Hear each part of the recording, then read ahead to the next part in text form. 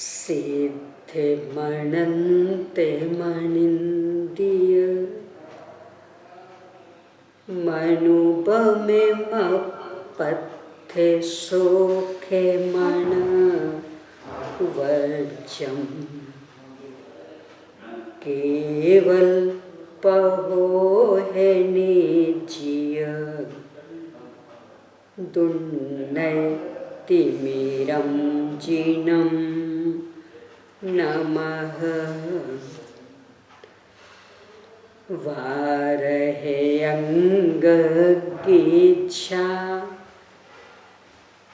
बियलिए मले मूले दंसे नोतिलया विवे बर चरण भूसा पसियो सुयते वेया सुयरम सयल गण पौ में रविनो विविहिति वीरा या विनिस संगा नीराया विकुराया गणहर देवापसी यंतो पसियौ महुधर सेनो परवाही गयो हे दानवर सिहो सेतंतामिय सायर तरंग संघाय दो ओए मनो परिमामि पोपेदंतं दोकेयंतं दुन्नयन्धिया रविं भग्य शिव मग्य कंटे मिसि समी वयं सया दंतं परिमह कै भूये बलिं केशवासे परिभूये बलिं विनिहय बम्मह पसरम वट्ठाविय विमल नान बम्मह पसरम नमो अरिहंताणं नमो सिद्धाणं नमो आयिरियाणं नमो उवच्छायाणं नमो लोये सविसाहूणम्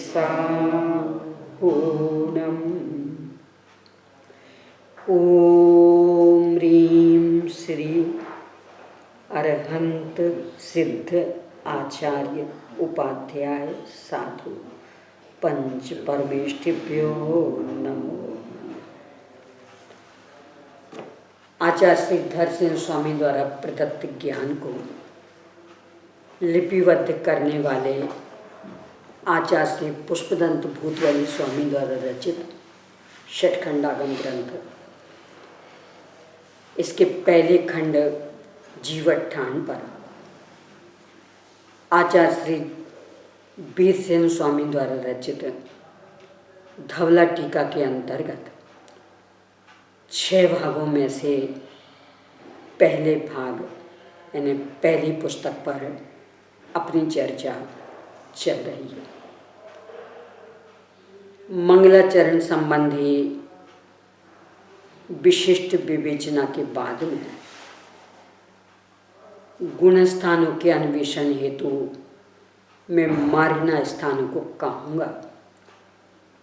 इस संकल्प पूर्वक 14 मार्गना स्थानों के नामोल्लेख मूल ग्रंथकर्ता आचार्य ने किए,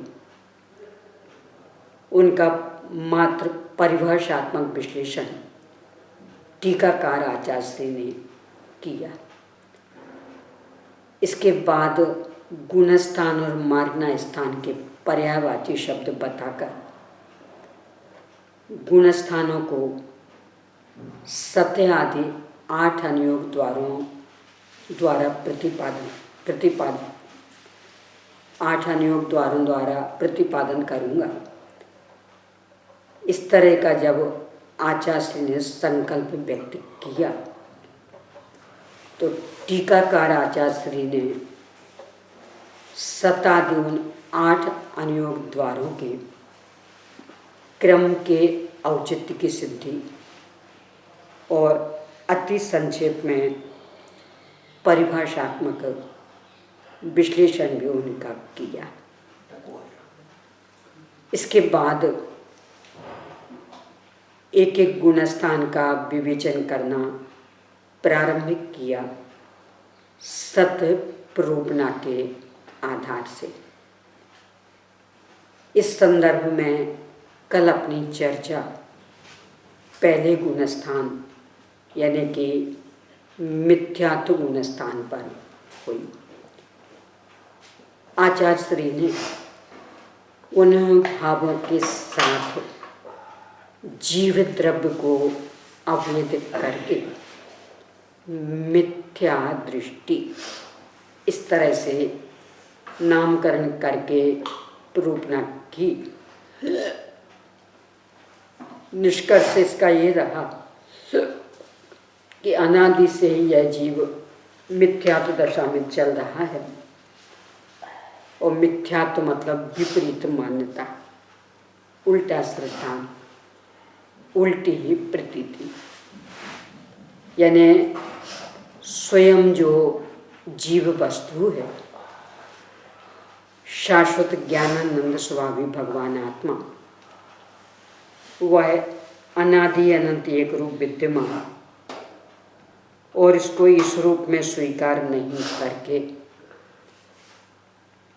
किन्हीं भी पर्यायों रूप, संयोगों रूप, संयोग भावों रूप मानना, इसका नाम है मिथ्यात्व।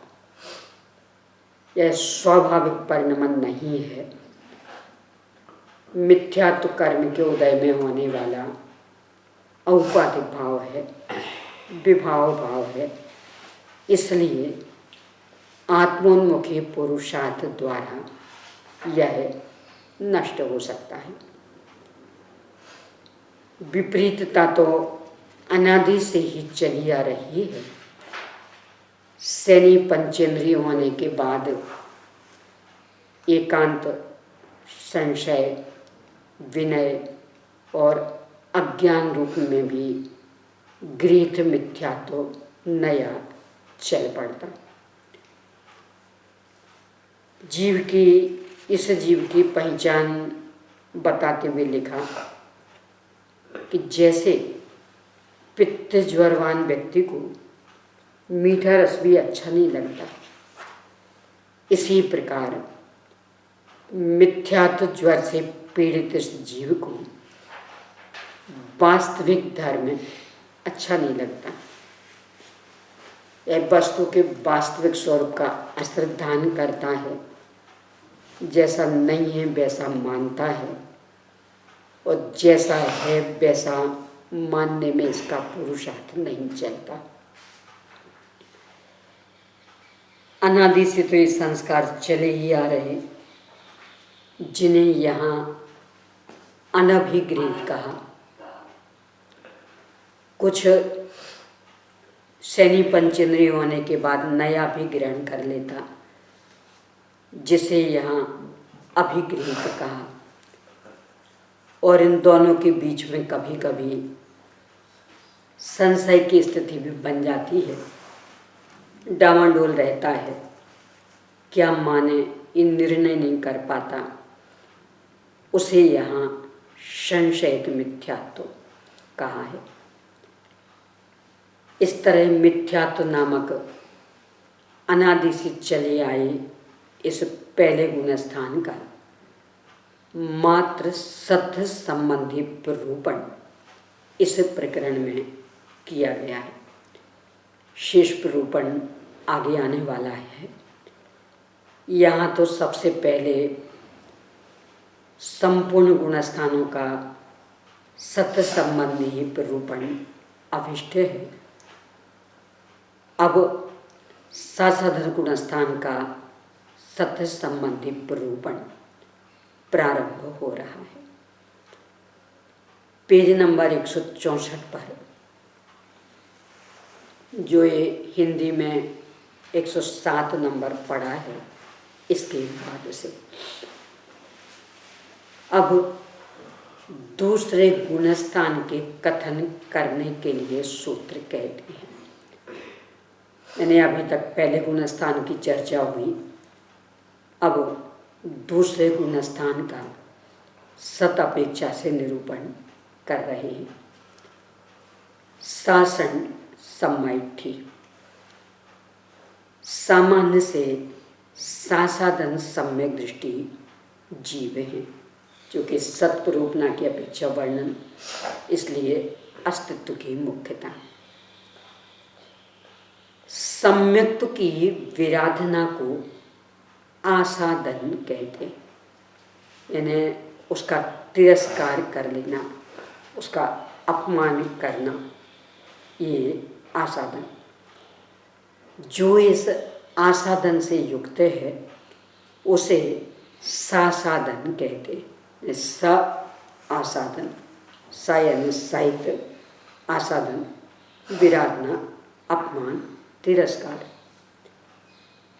कैसे प्रकट होता, अब इसे बता रहे हैं।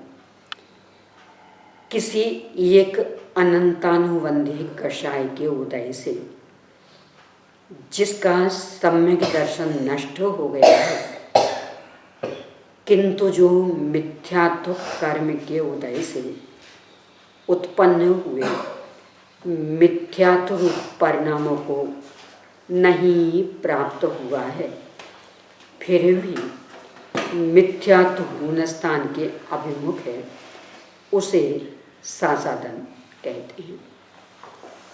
जब भी सम्यक तो होता है तो इनमें 7 प्रकृतियों से संबंध रहता है।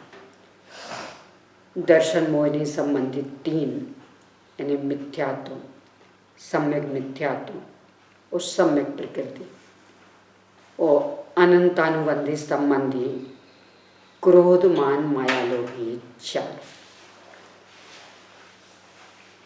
अनादिकालीन इस जीव को 5 लब्धि पूर्वक आत्मोन्मुखी पुरुषार्थ करने पर सबसे पहले औपशमिक सम्यक तो प्रकट होता है। उस औपशमिक सम्यक का काल है अंतर्मुहूर्त। उस अंतर्मुहूर्त काल में से अधिक से अधिक 46 और कम से कम एक समय बीच के ही सारे भेद, इतना शेष रहते हुए अनंतानुबंधी क्रोध मान माया लोभ में से यदि किसी एक का उदय आ जाता, चाहे अनंतानुबंधी क्रोध का हो, चाहे मान का हो, चाहे माया का हो, चाहे लोभ का, किसी एक का उदय आ जाए तो सम्यक्त्व की विराधना हो जाती, उसका तिरस्कार हो गया, अपमान हो गया।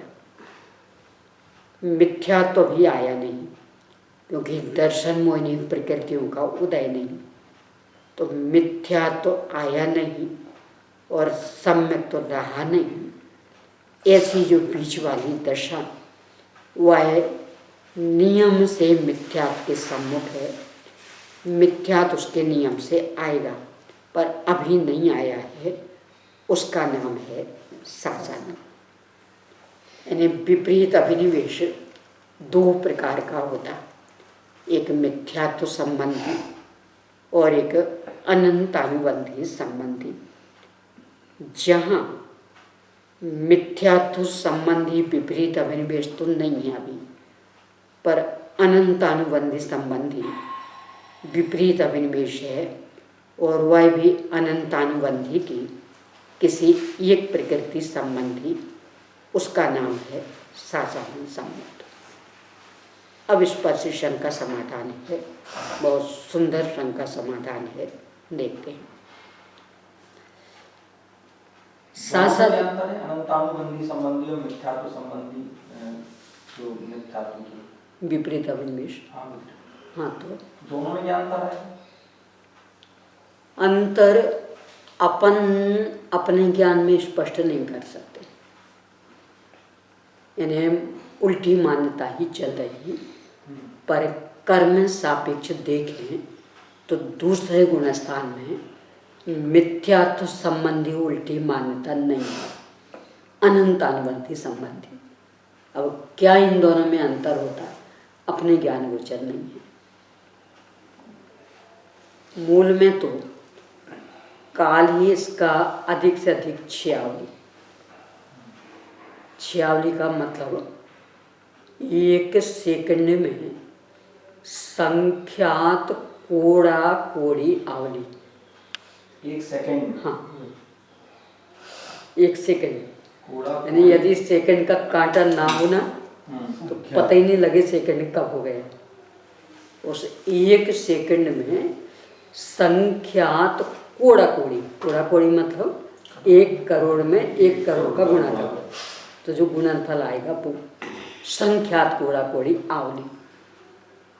जब 1 सेकंड भी कांटे के बिना अपने ज्ञान गोचर नहीं होता तो उसकी संख्यात कोड़ा कोड़ी आवली, और उनमें से मात्र 6 आवली जिसका काल अपने ज्ञान गोचर कैसे होगा। यानी अपना ज्ञान इतना स्थूल है, आगम में वर्णन है इसलिए स्वीकार हो जाता, अन्यथा तो पता ही नहीं लगे कि कब परिणाम बदल गए। तो ये अपने ज्ञान गोचर नहीं है। तो यहाँ से गिरेगा तो सीधा मिथ्यात्व होगा। हाँ, मिथ्यात्व के सम्मुख नियम से मिथ्यात्व में आएगा, पर इसमें किस तरह की स्थिति बनती अपना ज्ञान नहीं जान सकता। कब आया इस गुणस्थान में ये भी जानने की क्षमता अपने ज्ञान नहीं। तो कब आया थी तो अपने बता दिया छियावली के बाद में। नहीं तो ये बता तो दिया आगम के आश्रय से। पर ऐसे बताओ कि ये जीव अभी चतुर्थ गुणस्थान में था अथवा 5वें में अथवा 6वें में, और वहाँ से गिर के दूसरे में आ गया। इसके अनंतानुबंधित चौकड़ी में से किसी एक का उदय आ गया, ये बताओ। यानी आगम से अपन जान, आगम से जाने, तो आगम से तो एक एक समय को भी जान रहे, तो वो जानना आगम की दृष्टि से प्रामाणिक, पर प्रायोगिक जानना तो संभव नहीं है ना। यानी कोई जीव अपने सामने साधारण गुणस्थान वाला हो, अपन नहीं जान सकते, बहुत स्थूल ज्ञान है ये। तो ये प्रकरण ही ऐसे व्यक्ति विचार करे ना तो अपने ज्ञान के संदर्भ में जो इसके अहम रहता है, कितनी समझ है हमें, पैरों के नीचे से जमीन खिसकने लगे कि कितनी समझ है, देख लो जरा। यानी कितना उथला है अपना ज्ञान, आगम के आश्रय से बस जान रही। इस पर श्री शंकर, साधारण गुणस्थान वाला जीव मिथ्यात्व कर्म का उदय नहीं होने से मिथ्या दृष्टि नहीं है कि मिथ्यात्व का तो उदय आया नहीं, उसका तो अभी उपशम चल रहा। समीचीन रुचि का अभाव होने से सम्य दृष्टि भी नहीं, क्योंकि उसकी तो विराधना हो गई है उसके। तथा इन दोनों को विषय करने वाली सम्यक मिथ्यात्व रूप रुचि का अभाव होने से सम्यक मिथ्या दृष्टि भी नहीं, दोनों का मिश्रण भी नहीं। इनके अतिरिक्त और कोई चौथी दृष्टि है नहीं, क्योंकि समीचीन, असमीचीन और उभय रूप दृष्टि के आलम्बनभूत वस्तु के अतिरिक्त दूसरी कोई वस्तु पाई नहीं जाती है। इसलिए सासाधन गुणस्थान असत स्वरूप ही है, अर्थात सासाधन नाम का कोई स्वतंत्र गुणस्थान नहीं मानना चाहिए। अब ये जो शंकाएं है ना, इससे ख्याल में आता है कि सत बताना क्यों आवश्यक है, क्योंकि अपने ज्ञान गोचर तो है नहीं, बस आगम में वर्णन है। और आगम पर अटूट श्रद्धान हो तब तो स्वीकार कर लीजिए, और थोड़ा भी शंकालु हो तो स्वीकार नहीं कर पाए।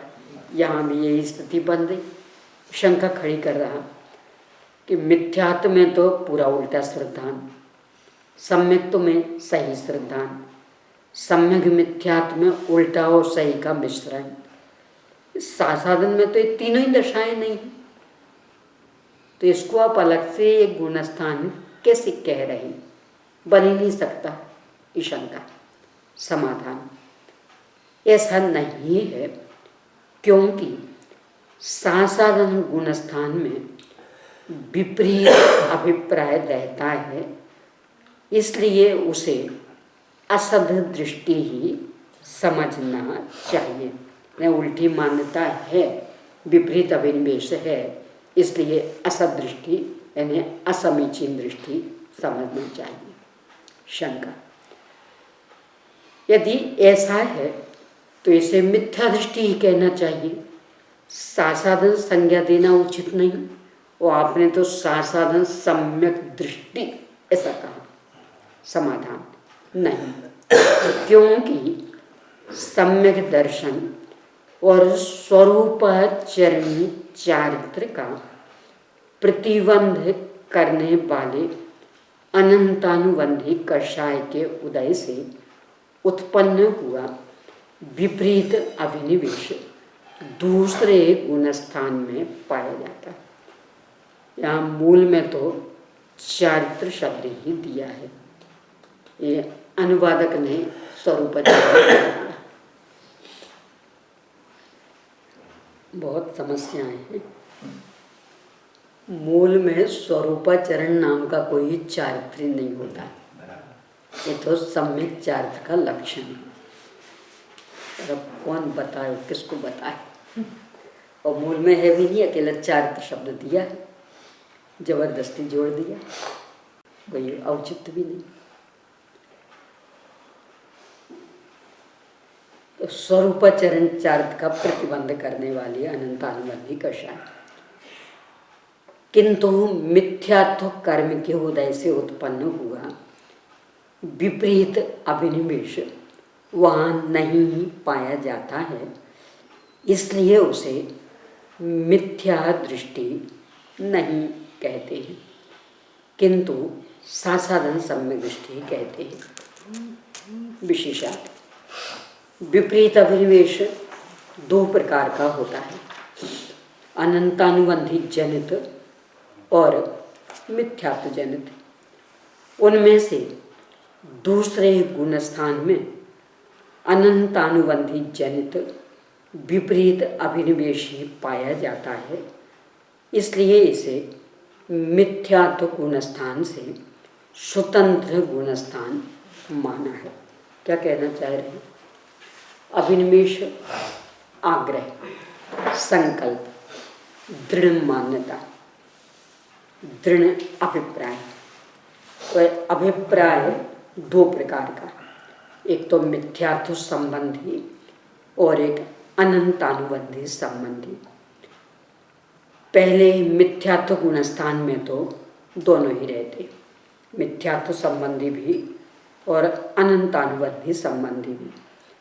इस दूसरे गुणस्थान में मिथ्यात्व संबंधी तो नहीं है, पर अनंतानुबंधी संबंधी विद्यमान है। चूँकि अनंतानुबंधी प्रकृति द्वि स्वभाव वाली प्रकृति, यानी वह सम्यक्त के घात में भी निमित्त और चारित्र के घात में भी निमित्त। चारित्र में सम्यक्त्वाचरण चारित्र, इसके घात में भी निमित्त। तो यहाँ सम्यक्त्व का घात इसलिए हो गया कि चूंकि सम्यक्त्वाचरण चारित्र नहीं रहा, तो भले ही मिथ्या तो नहीं आया पर सम्यक्त भी नहीं रहा, सम्यक्त की विराधना हो गई, इसलिए ये सासाधन सम्यक्त एक स्वतंत्र गुणस्थान, जो इसका नाम सासाधन सम्यक्त दिया उसका कारण सम्यक्त की विराधना हो गई उससे सहित, इसलिए तो सासाधन। समय चल रहा है सम्यक्त का, यानी औपशमिक सम्यक्त का जो अंतर मुहूर्त समय है, उसका ही अभी अधिक से अधिक छयावधि, बीच के सारे भेद और कम से कम एक समय, तो वह सम्यक्त का ही काल है, इसलिए उसे सम्यक दृष्टि ही कहा गया। यानी काल सम्यक्त का है एक। दूसरा कि सम्यक्त की ही विराधना यहाँ हुई, इसके पहले सम्यक्त ही था, तो इसलिए भी सासाधन सम्यक्त कहा गया। तीसरे कि भले ही यह नियम से पहले गुणस्थान में आएगा, पर चूंकि एक बार इससे सम्यक्त हो गया है, इसलिए अब पुनः अधिक से अधिक मिथ्यात्व में रहे तो कुछ कम अर्धपुद्गल परावर्तन काल, इसके बाद नियम से सम्यक्त पाएगा और मोक्ष जाएगा, इसलिए भी इसे सासाधन सम्यक्त कहा।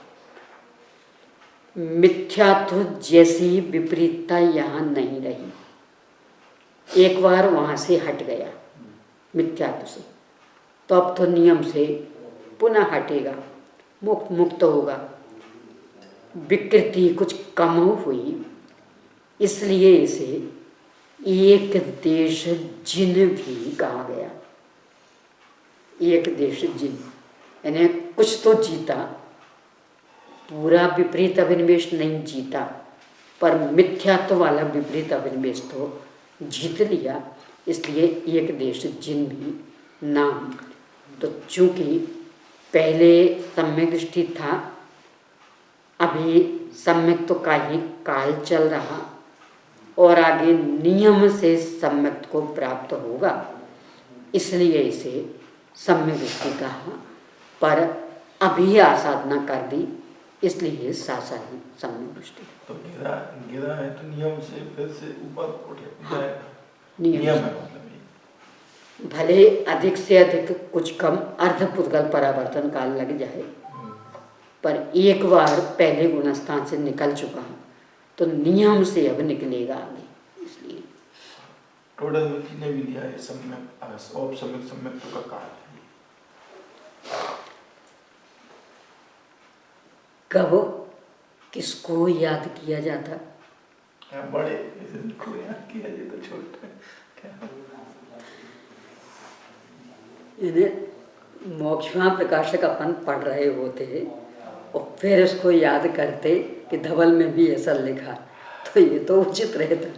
वो आप इसकी पुष्टि उस ग्रंथ से कर रहे हैं। पुष्टि नहीं कर रहा, पुष्टि तो इससे ही होगी हमने की। पूर्व के कथनानुसार जब वह मिथ्या दृष्टि ही है, तो फिर उसे मिथ्या दृष्टि संज्ञा क्यों नहीं दी गई? यानी आप कह रहे सम्यक की विराधना हो गई, तो जब सम्यक की विराधना हो गई तो सम्यक तो रहा नहीं, तो सासाधन मिथ्या दृष्टि ऐसा नाम देना चाहिए था। समाधान ऐसा नहीं है, क्योंकि सासाधन गुणस्थान को स्वतंत्र कहने से अनंतानुबंधी प्रकृतियों की द्विस्वभावता का कथन सिद्ध हो जाता है। यानी अनंतानुबंधी प्रकृति दो स्वभाव वाली है, सम्यक्त को भी घातती और चारित्र को भी घातती। ये बताने के लिए इसे सासाधन सम्यक दृष्टि कहा।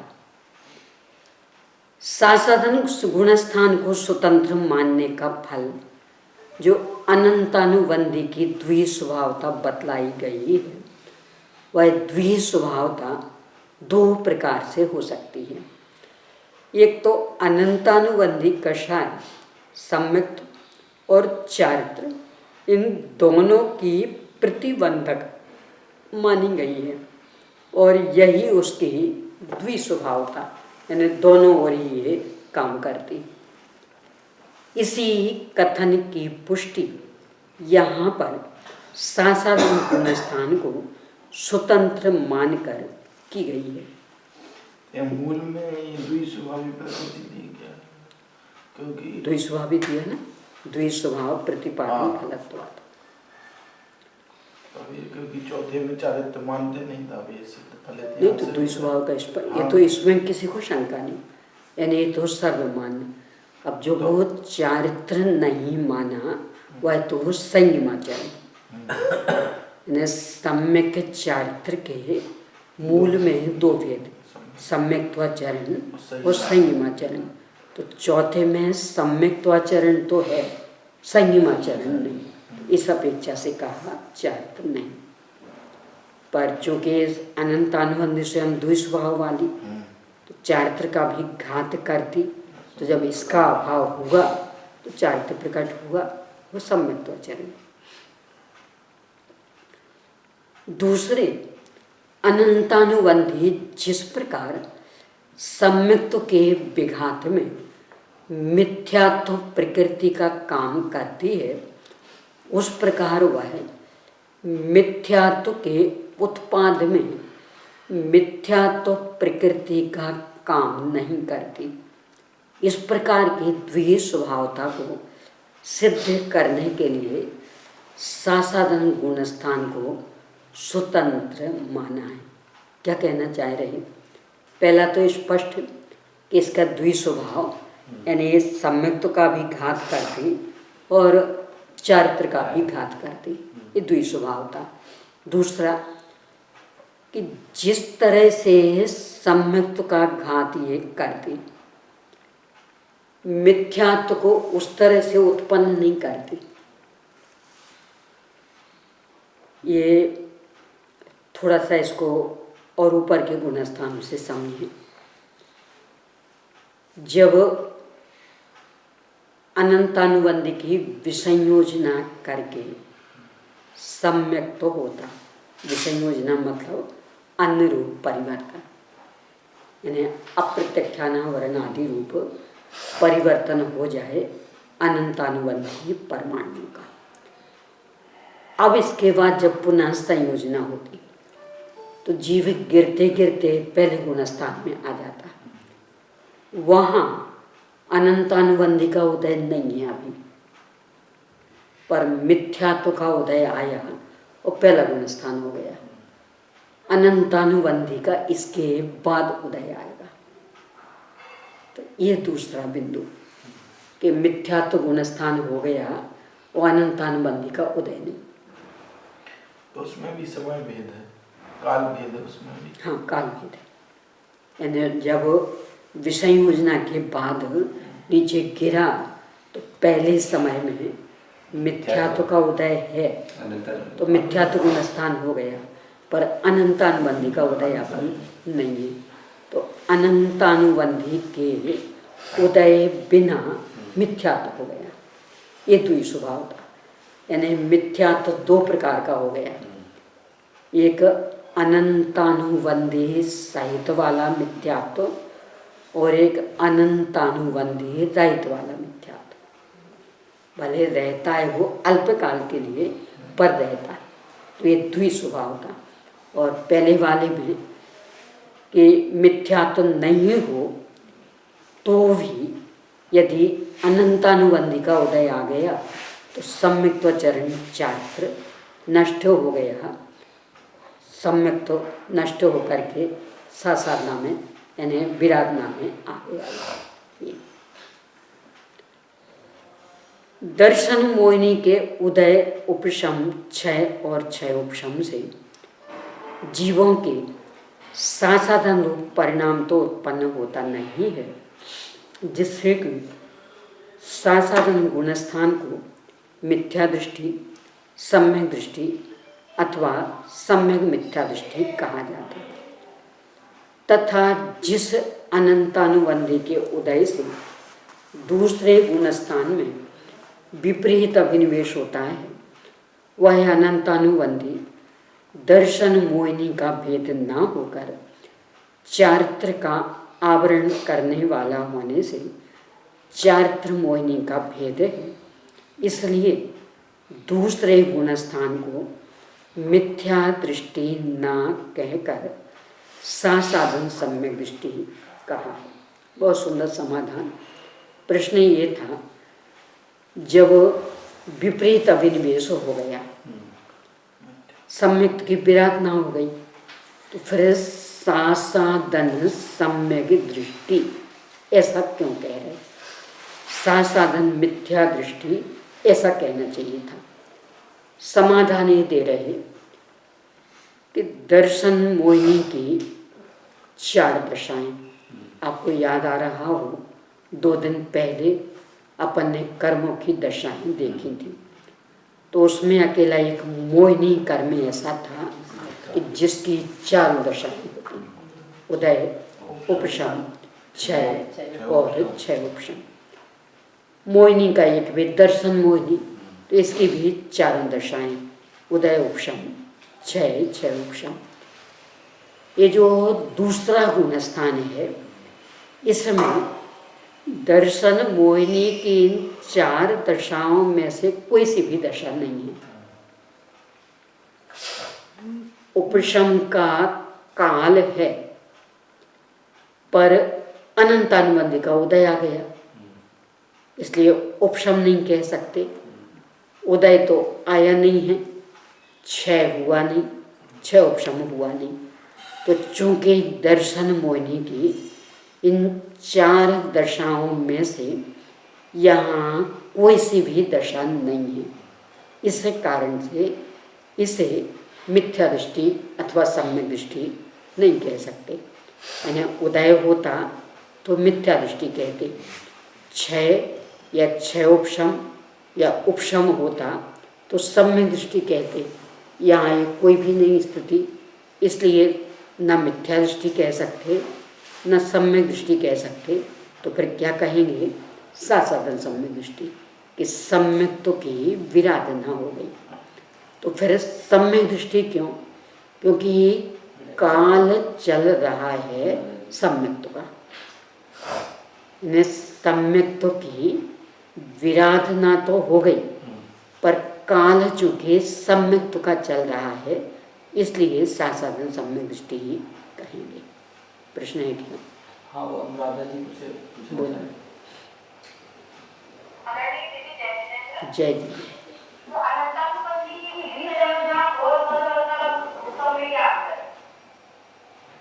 एक बार पुनः बोलिए।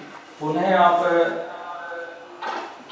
अनंतानुबंधी कसाय की भी संयोजना आपने बताया। हाँ जी। और सदवस्था और उपसम, इसका क्या मतलब, दोनों में क्या भेद है? बहुत अच्छा प्रश्न है। सदवस्था रूप उपशम यह होता है देशघाती प्रकृतियों में। इसमें वे कर्म उस रूप से उदय में नहीं आते, परंतु देशघाती रूप से बदल बदल करके उदय में आने लगते। याद आ रहा हो आपको, परसों अपन ने चर्चा की थी सर्वघाती और देशघाती को लेकर के, तो उस समय उनके अनुभाग की ओर से चर्चा की थी कि जिसमें लता जैसा, देवदारू जैसा, अस्थि जैसा और शैलखंड जैसा अनुभाग होता, वे तो कहलाती हैं देशघाती प्रकृतियाँ। और जिनमें लता जैसा अनुभाग नहीं होता, मात्र देवदारू जैसा अस्थि जैसा और शैलखंड जैसा होता, वे सर्वघाती प्रकृतियाँ। सर्वघाती प्रकृतियों में सदवस्था रूप उपशम जब होता तो उसका परिणाम ही निकलता कि वे प्रकृतियाँ अथवा उन प्रकृतियों के परमाणु सर्वघाती रूप में तो उदय में नहीं आएंगे, पर देशघाती रूप से बदल बदल कर उदय में आ करके निकलते जाएंगे। तो ये तो है सदवस्था रूप उपशम। वो जो अपन ने अफीम और खटाई का उदाहरण लिया था कि वो अफीम के ऊपर खटाई ही पड़ गई थी, तो खटाई के कारण अफीम अपना फल नहीं बता पा रहा था, तो उस खटाई के साथ ही धीरे धीरे पच करके आगे बढ़ता जा रहा, नशा पैदा नहीं कर पा रहा। तो ये तो है सदवस्था रूप उपशम। यानी वे प्रकृतियाँ सर्वघाती रूप में उदय में नहीं आएंगी, अपना अपना समय पूरा करके देशघाती रूप बदल बदल करके उदय में आ करके खिर जाएंगे। विसंयोजना केस में पूरे के पूरे परमाणु अन्य प्रकृति रूप हो जाएंगे। जैसे अनंतानुबंधी की विसंयोजना हुई तो अनंतानुबंधी संबंधी कर्म परमाणु अप्रत्यख्यानावरण आदि संबंधी कर्म परमाणु रूप में बदल जाएंगे। अब अनंतानुबंधी रूप में बिल्कुल नहीं रहेंगे। और यदि कदाचित फिर संयोजना हो गई तो फिर भी अनंतानुबंधी रूप में आ जाएंगे। सदवस्था रूप उपशम में ऐसा नहीं होगा। यानी सदवस्था रूप उपशम हुआ तो अब वे देशघाती रूप से बदल बदल करके उदय में आकर खिर जाएंगे। और विसंयोजना में कि अभी अप्रत्यख्यानावरण आदि रूप हो गए, पर कालांतर में जब संयोजना होगी तो पुनः जो वे अप्रत्यख्यानावरण रूप हो गए वे अनंतानुबंधी रूप हो करके वो फिर खड़े हो जाएंगे। इतना अंतर पड़ता। एक दूसरा सदवस्था रूप उपशम, ये चारों ही घाती कर्म की देशघाती प्रकृतियों में होता, और विसंयोजना एकमात्र अनंतानुबंधी, और किसी में विसंयोजना नहीं होती। यानी सदवस्था रूप उपशम तो जो अपन ने देशघाती 26 प्रकृतियाँ देखी थी उन सब में, और विसंयोजना एकमात्र अनंतानुबंधी में। जो सदवस्था रूप उपशम चूँकि घाती कर्म में हो रहा, ये जो 5 लब्धि आदि अपनी चल रही हैं, जो ज्ञान का विकास चल रहा, ये सब सदवस्था रूप उपशम के बल पर ही। तो ये तो हर संसारी जीव के चल रहा, यानी पहले गुणस्थान से 12वें गुणस्थान तक सर्वघाती प्रकृतियों का सदवस्था रूप उपशम चलता रहेगा। यानी जहाँ तक क्षयोपशम वहाँ तक सदवस्था रूप उपशम, तो क्षयोपशम 12वें तक तो सदवस्था रूप उपशम वहाँ तक। पर विसंयोजना या तो ये सम्यक्त के काल में हो रही और या फिर उपशम श्रेणी चढ़े, उस समय जो छायोपशमिक सम्यक्त हो द्वितीयोपशम में बदलेगा, उस समय विसंयोजना। बस इतने से काल में ही, बाकी कभी विसंयोजना नहीं होगी। तो इतना इसमें अंतर पड़ेगा। सदवस्था रूप उपशम सर्वघाती का होता है या देशघाती या सर्वघाती का। सर्वघाती। उसमें फिर वो कर्म परमाणु देशघाती रूप से बदलेंगे। विसंयोजना में बदल जाता है। हाँ पूरा, यानी जैसे खट्टा यानी नींबू अपन ने वो लिया तो पूरी जहर खत्म हो जाएगा उसका। यानी अफीम के परमाणु खटाई के कारण अफीम रूप फल नहीं दे पाएंगे, पूरे बदल जाएगा। ये सदवस्था रूप उपशम। यानी अफीम रूप फल नहीं मिलेगा उनका।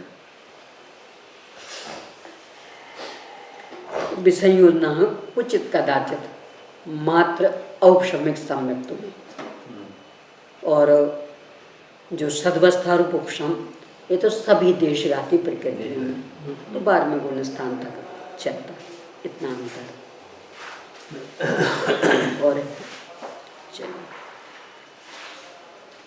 तो इस तरह से चर्चा यहाँ हुई कि सासादन मिथ्या दृष्टि क्यों नहीं कहा, सम्यक दृष्टि क्यों? क्योंकि वह काल सम्मिक्त्व का है और मिथ्यात्व जैसी विपरीतता यहाँ अभी आई नहीं है, इसलिए उसे मिथ्या दृष्टि नहीं कहकर सम्यक दृष्टि कहा। अब इस पर से पुनः शंका।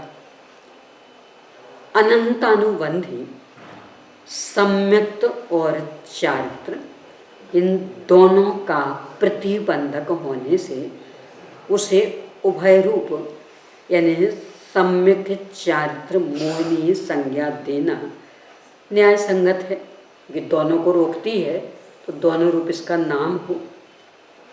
समाधान, यह आरोप ठीक नहीं, क्योंकि यह तो हमें इष्ट ही है, यानी हम तो मान ही रहे हैं कि ये द्विस्वभावी है।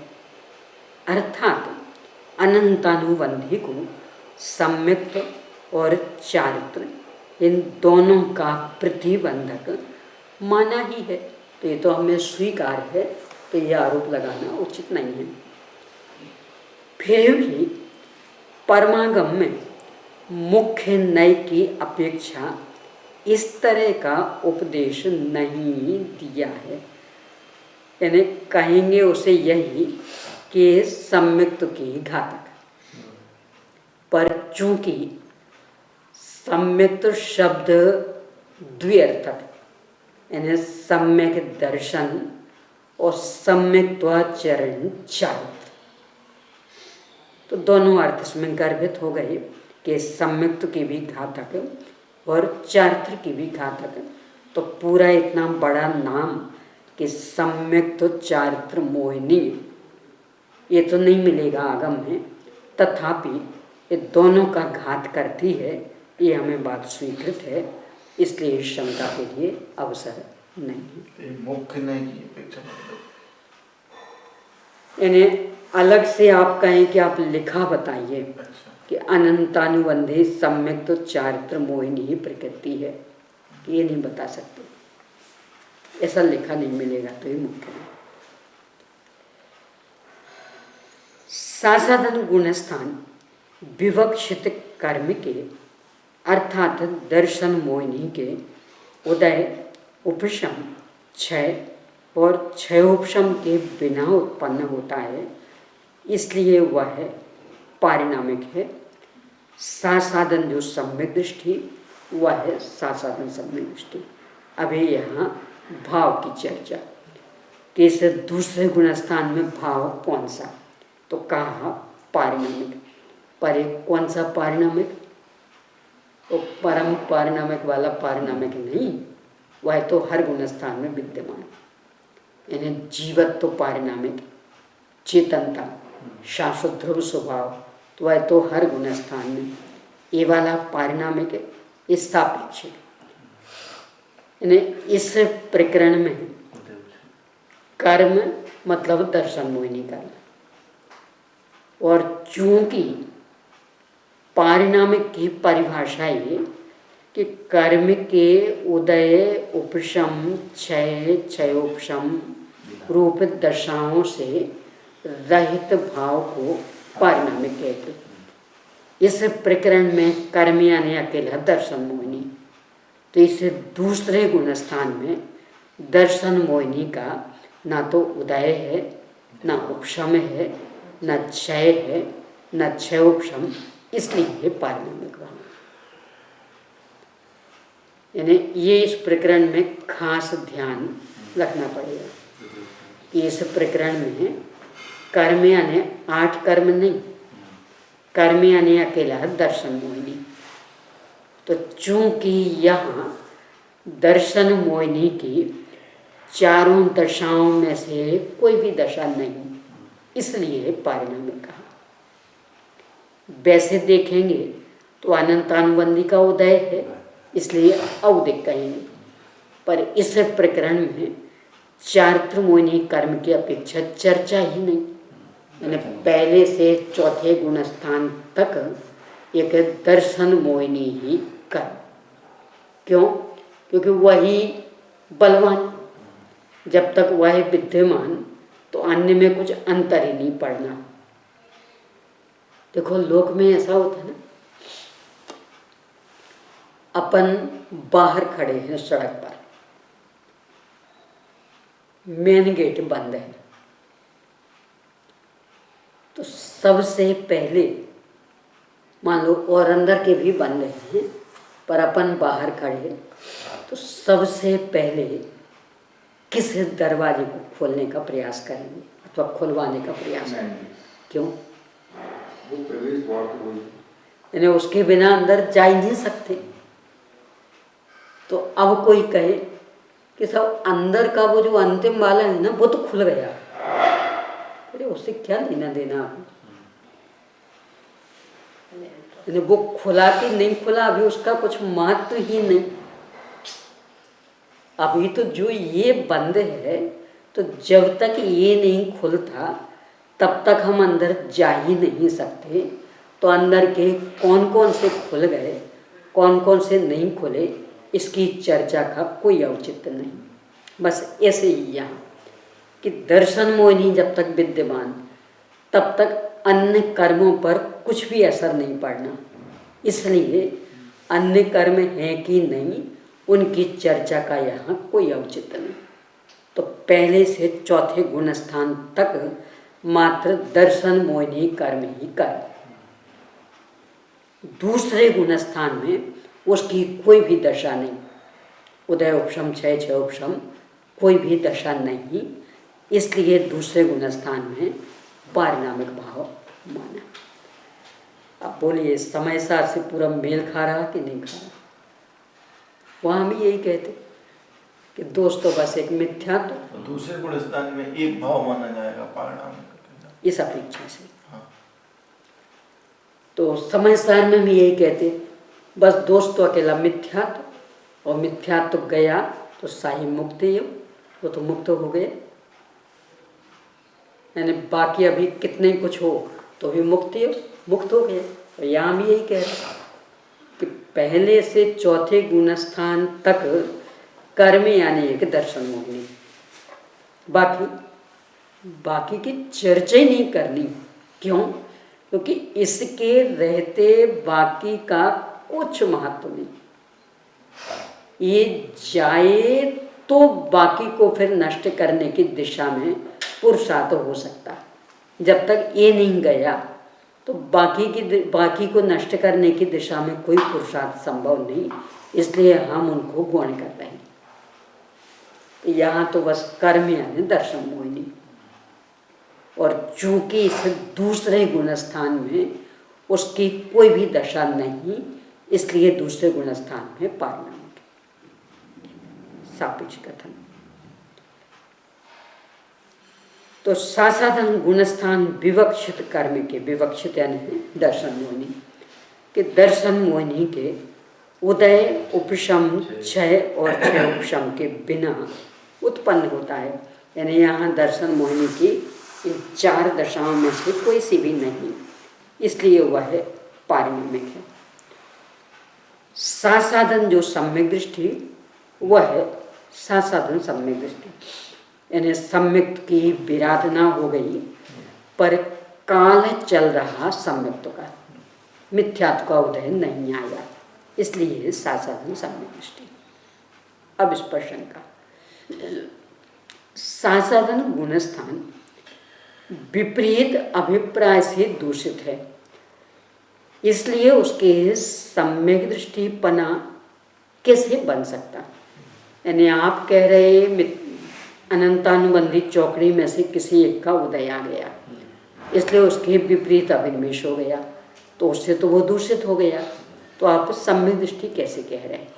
समाधान नहीं, क्योंकि पहले वह सम्यक दृष्टि था, इसलिए भूतपूर्व न्याय की अपेक्षा उसके सम्यक दृष्टि संज्ञा बन जाती कि पहले सम्यक दृष्टि था इसलिए। अब इसमें भी थोड़ी सी और गहराई। पहले सम्यक दृष्टि था मात्र इतना कारण नहीं है, क्योंकि इतना कारण यदि लेंगे तब तो पहले गुणस्थान वाले को भी कह सकते, तो वो भी तो पहले सम्यक दृष्टि था। चौथे से जो सीधे पहले में आया तो वो भी पहले सम्यक दृष्टि था, तो उसे भी सम्यक दृष्टि कहो। मूल जो कारण वो ये कि चूंकि ये समय सम्यक्त्व का समय चल रहा, यानी वो जो अधिक से अधिक 6 अवधि, कम से कम एक समय और बीच के पूरे यानी 2 समय से लेकर 6 अवधि में एक समय कम तक, ये समय जो चल रहा वो औपशमिक सम्यक्त्व का समय चल रहा, और उसमें बीच में उदय आ गया अनंतानुबंधी का, तो समय चूंकि उसका चल रहा इसलिए उसे सम्यक दृष्टि ही कहेंगे। यानी मात्र भूतपूर्व नैगम नय की अपेक्षा देखेंगे तब तो मिथ्या दृष्टि को भी सम्यक दृष्टि कहना पड़ेगा, क्योंकि वो भी पहले सम्यक दृष्टि था। अब इसी बात को स्पष्ट भी कर रहे हैं, कहा भी है सम्मतिरयण पव्वय सेहराधो मिच्छ भूमि समाभिमुखो नासीय सम्मतो सो शासनि नामो मुनि यवो। बहुत सुंदर उदाहरण द्वारा स्पष्ट कर रहे हैं। सम्यक दर्शन रूपी रत्नगिरी के शिखर से गिरकर जो जीव मिथ्यात्व रूपी भूमि के अभिमुख है, अतएव जिसका सम्यक दर्शन नष्ट हो चुका है परंतु मिथ्या दर्शन की प्राप्ति नहीं हुई है, उसे सासादन अर्थात सासादन गुणस्थान वर्ती समझना चाहिए। क्या इसमें विशेषता? सम्यक दर्शन रूपी रत्नगिरी का शिखर, वैसे भी पर्वत बहुत ऊंचा होता है, पर्वत पर पहुंचे कोई तो वो और ऊंचा हो गया। यानी मान लो उदाहरण के लिए कि 500 फुट ऊंचा एक पर्वत, और जो मनुष्य उस पर चढ़ा वह है 5.5 फुट लंबा। यानी पर्वत है 500 फुट लंबा और वो मनुष्य 5.5 फुट लंबा। अब वो उस पर्वत की चोटी पर पहुंचा तो कितना ऊंचा हो गया? 500 प्लस 5.5 यानी 505.50 फुट। 1 फुट का आधा करेंगे तो 1/2 लेंगे, 505.1/2 ऐसा नहीं है कि 505.1/2 फुट इतना। यानी पर्वत जितना ऊंचा वो और उसमें जुड़ गई तो वो व्यक्ति इतना ऊंचा हो गया। यहाँ हम ये कह रहे हैं कि सम्यक दर्शन रूपी रत्नगिरी, सम्यक दर्शन ये है पर्वत, उसके शिखर पर पहुंचा है। रत्नगिरी क्यों कह रहे हैं? कि सम्यक दर्शन स्वयं रत्न, एक रत्न, और ये टिका रहा तो अब वो कौन से रत्न नहीं प्रकट हैं? सम्यक रत्नत्रय, फिर अनंत चतुष्टय, 9 केवल लब्धियाँ, समकित आदि 8 गुण, यानी क्या प्रकट नहीं होना। रत्नगिरी रत्नों का बना हुआ पर्वत, तो उस पर जो पहुंचा अब उसे क्या कमी रह जाने वाली, कौन सा रत्न नहीं मिलना। ये सम्यक दर्शन है रत्नगिरी, यानी सब रत्नों का मूल आधार। तो जो भी आपको रत्न चाहिए आप इस पर्वत पर चढ़ जाओ, ये रत्नों का ही पर्वत, सब रत्न मिल जाएंगे, वितरागता मिल जाएगी, सर्वज्ञता मिल जाएगी, सब कुछ मिल जाएगा इससे। उसके शिखर पर यह पहुंच गया था, यानी सम्यक तो प्रकट हो गया था। अब अनंतानुबंधी का उदय आ गया, तो उस पर्वत से गिरा। मिथ्या तो है भूमि का नाम, यानी ऐसा ही पर्वत ये मिथ्या।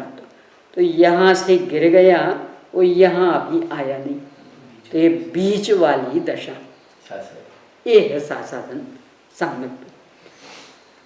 तो सम्यक दर्शन रूपी रत्नगिरी के शिखर से गिरकर जो मिथ्यात्व रूपी भूमि के अभिमुख है, आया नहीं अभी भूमि पर, आएगा नियम से, क्योंकि बीच में कहीं रुकने के लिए अवसर नहीं, तो आएगा तो नियम से, पर अभी आया नहीं है। अतएव जिसका सम्यक दर्शन नष्ट हो चुका, पर मिथ्या दर्शन की प्राप्ति नहीं हुई, अभी होगी नियम से प्राप्ति, पर अभी नहीं हुई, वह है सासाधन गुणस्थान वर्ती समझना चाहिए। चूँकि अभी मिथ्यात्व की प्राप्ति नहीं हुई, बस इसलिए ही इसे एक देश जिन कहा जाता, यानी अभी मिथ्यात्व तो इसका नहीं आया, यानी उसको तो जीता हुआ है। पहले गुणस्थान की अपेक्षा विकृति कम है। कल नहीं परसों पर ने विकृति देखी थी सारणी में, कि पहले में 11 विकृतियाँ थी और दूसरे में 9.25, यानी 1.25 विकृति नहीं थी।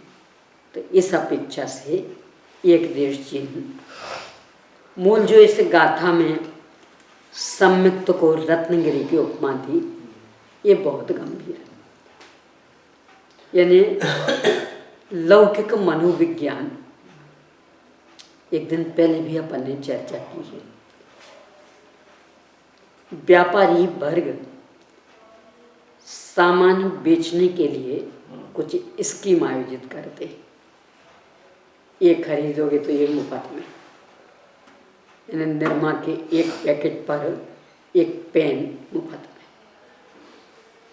अपन सब समझते हैं कि मुफ्त में तो कोई देता नहीं है, क्योंकि उसे अपना लुटाना थोड़ी है, कहीं ना कहीं तो इसकी कीमत इसमें जुड़ी हुई है, पर सीधी हमें नहीं देनी पड़ रही, तो अपने को लगता मुफ्त में।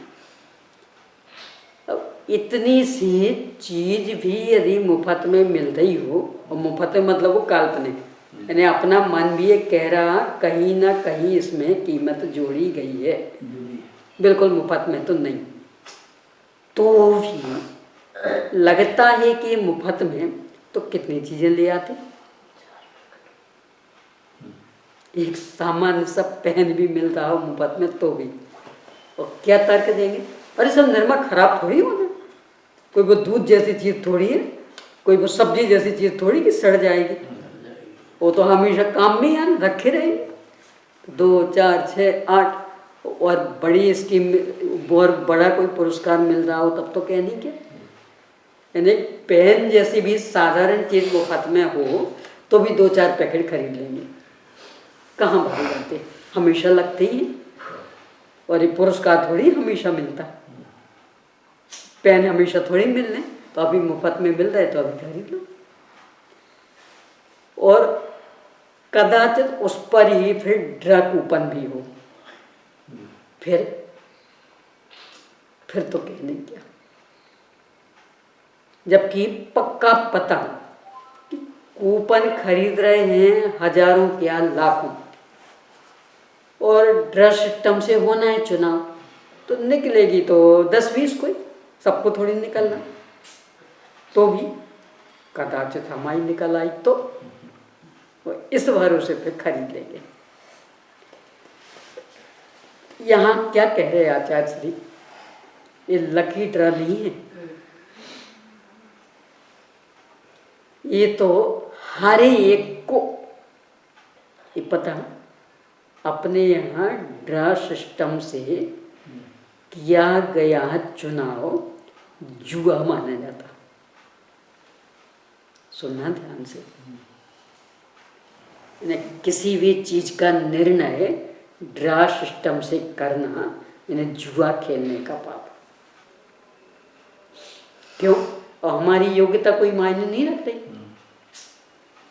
यानी कोई आपने बड़ी प्रतियोगिता की थी और उसमें 1 से नंबर 5 व्यक्तियों ने आ गए, 5 विद्यार्थियों की 1 से नंबर, और आपको तो 1 को पुरस्कृत करना, तो आप कहते हैं हम ड्रा सिस्टम से करेंगे चुनाव, 5 योग्यता में 1 से। तो अब इसका मतलब अब हमारा पुरुषार्थ कोई मायने नहीं रखता, अब तो भाग्य जिसका होगा उसे मिलेगा। तो न्याय है। यानी कदाचित आप 5 को नहीं देना चाह रहे, मोल तो ये कि आप 5 को बांटिए। क्यों? उन्हें अपनी योग्यता प्रदर्शित की है, जीते। कदाचित नहीं दे सक रहे तो फिर पुरुषार्थ वाली ही कोई दूसरी पद्धति अपनाइए। कुछ और कठिन प्रश्न पूछ करके उसमें 5 का चुनाव करिए। कोई छोटे मोटे नियम आदि के माध्यम से उससे चुनाव करिए। लकी ड्रा से निर्धारण करना ये जुआ खेलने का पाप। विचार कर लेना। यानी धार्मिक संस्थाओं में तो कतई नहीं होना चाहिए कि लकी ड्रा से निर्णय करेंगे, कतई नहीं। यानी धार्मिक क्षेत्र में अपन जुआ सिखा रहे, उसकी अपनी योग्यता कोई मायने नहीं रखती। तो उपाय यही है, आप कुछ और प्रश्नोत्तर पूछिए और कोई भी एक्टिविटीज उसकी लीजिए। कोई नियम आदि में जब जीवन भर के लिए जो रात्रि भोजन का त्याग करेगा उसको, जो जीवन भर के लिए जमी गंध का त्याग करेगा उसको, यानी ऐसा कुछ भी और माध्यम अपनाइए। लकी ड्रा से निर्णय करना ये तो जुआ को बढ़ावा देना है। और धार्मिक क्षेत्र में जुआ को बढ़ावा देने का क्या परिणाम निकलेगा, बहुत गंभीरता से सोच लीजिए। क्योंकि अपने ही धार्मिक क्षेत्र में जब भी कोई ऐसी प्रतियोगिताएं करते और अनेक अनेक प्रतियोगियों का चुनाव हो जाता और सबको अपन पुरस्कार नहीं दे पाते, तो अंत तो गत्वा लकी ड्रा का लेते हैं आधार पर। ये सर्वथा गलत है। यानी देव शास्त्र गुरु के सामने जुआ को किसी भी कीमत पर प्रश्रय नहीं देना चाहिए। निर्णय करने के तो बहुत सारे साधन हैं, उन साधनों से निर्णय करिए। हाँ, तो अपनी चर्चा तो इस पर से शुरू हुई कि सम्यक दर्शन के लिए प्रयास किया, ज्ञान सारा सम्यक ज्ञान बन गया, चारित्र सारा सम्यक चारित्र, तो इतना तो तुरंत मिल गया, यानी ये गिफ्ट तो तत्काल। अब यदि सम्यक दर्शन सुरक्षित रहा और स्वरूप में पूर्ण स्थिरता का पुरुषार्थ किया तो वितरागता, फिर सर्वज्ञता, यानी अनंत चतुष्टय, 9 केवल लब्धि, और फिर नियम से मोक्ष। लकी ड्रा नहीं, नियम से। यानी जो जो भी इस दिशा में पुरुषार्थ करेंगे उन्हें सबको ये पुरस्कार मिलेंगे। किसी को मिले किसी को नहीं मिले ऐसा यहाँ होने वाला नहीं है। इसके लिए यहाँ कहा कि सम्यक दर्शन रूपी रत्न पर्वत, और एक बार चढ़ गया कोई बात नहीं, कदाचित गिर जाए कोई दिक्कत नहीं, पर नियम से पुनः कभी ना कभी चढ़ेगा और मुक्त होगा। वो जो श्रीमद जी के वाक्य हैं ना, सम्यक दर्शन की ये प्रतिज्ञा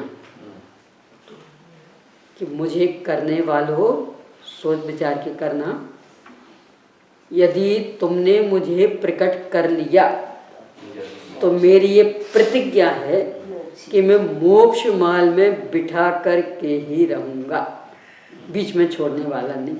तो फिर पछताने के लिए अवसर नहीं रह जाएगा। और ये कहाँ से धोखे से कर लिया, अभी हमें मोक्ष में तो नहीं जाना, करने के पहले सोच लो।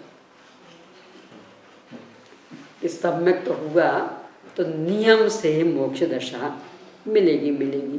तो इसलिए रत्न पर्वत की उपमा दी कि बहुत श्रेष्ठतम और बाकी सब गुणों का मूल आधार, उससे जो च्युत हो गया और मिथ्यात्व भूमि उसके सम्मुख है, वह है सासावन सम्यक दृष्टि।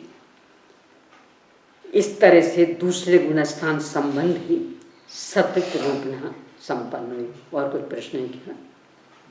चलिए अब तीसरे गुणस्थान संबंधी सत्वरूपना।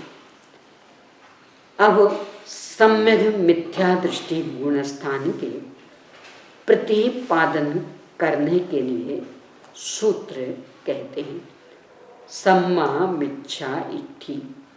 सामान्य से सम्यक मिथ्या दृष्टि जीव है। इन सब प्रकरणों में जो शुरू में मैंने कहा था वो ध्यान में रखना है। ये सब कर्म सापेक्ष दशाएं। पहले अपन चर्चा कर चुके कि गुणस्थान विकृतियों से ही बनते, तो ये विकृति वाली दशाएं, इसलिए गौरवान्वित होने के लिए अवसर नहीं। क्योंकि कर्म सापेक्ष दशाएं कर्म अपने से भिन्न हैं, इसलिए निरंतर इनसे भेद ज्ञान करते रहना जो है उसे सहज स्वीकार करके फिर भेद ज्ञान, यही मैं नहीं, मेरा नहीं, मुझे इनसे कोई लेना देना नहीं, मैं इनसे सतत भिन्न हूँ। और इन सब में जो शाश्वत तत्व चल रहा उसे अपनत रूप से जानकर मानकर उसमें स्थिरता का पुरुषार्थ निरंतर रहा, तो उत्तरोत्तर स्थिरता के अनुपात में गुणस्थान बढ़ते जाएंगे और होते होते गुणस्थान अतीत दशा। यहाँ तीसरे गुणस्थान के संदर्भ में सबसे पहले दृष्टि इसके पर्यायवाची दे रहे हैं। दृष्टि, श्रद्धा, रुचि और प्रत्यय ये पर्यायवाची नाम है। श्रद्धा, मान्यता, विश्वास, ये सभी जिस जीव के समीचीन और मिथ्या दोनों प्रकार की दृष्टि होती है उसको सम्यक मिथ्या दृष्टि कहते हैं। यानी कुछ सही भी और कुछ गलत भी। सच्चे देवशास्त्र गुरु को भी मान रहा और उसके साथ ही मिथ्या देवशास्त्र गुरु को भी मान रहा। सात तत्वों का श्रद्धान भी चल रहा और अश्रद्धान भी चल रहा, दोनों की ही मिश्रण दर्शन। प्रत्यय के लिए जैसे कुंदाचार्य ने आस्तव के प्रत्यय गिनाए, वो अलग नहीं, वो तो अलग है। तो प्रत्यय का निर्णय किस प्रकार से होगा? प्रकरण से, प्रकरण देख करके, यानी बंदे आदि की चर्चा हो तो वहाँ प्रत्यय मतलब आश्रव, और मोक्ष मार्ग की चर्चा हो तो वहाँ प्रत्यय मतलब श्रद्धा। ये दशा भी कर्म सापेक्ष दशा, यानी सम्यक मिथ्यात्व नामक जो प्रकृति उसके उदय में होने वाली दशा सम्यक मिथ्यात्व। ये विनय आदि वाली में नहीं लगाना है, यानी संशय मिथ्यात्व, विनय मिथ्यात्व ये नहीं। क्यों? वह तो भव्य भव्य दोनों के होता है और ये मात्र भव्य के। वह तो स्थूल हो तो समझ में भी आ जाए, चाहे जहाँ माथा टेकता रहता है, श्रद्धान भी एकदम स्पष्ट दिख रहा, पर ये ये एकमात्र केवल ज्ञान गोचर, यानी आगम में लिखा है, बस इसलिए ही अपन पहचान पा रहे हैं। पहचान मतलब समझ पा रहे हैं, बाकी किसी व्यक्ति में पहचान पाना असंभव।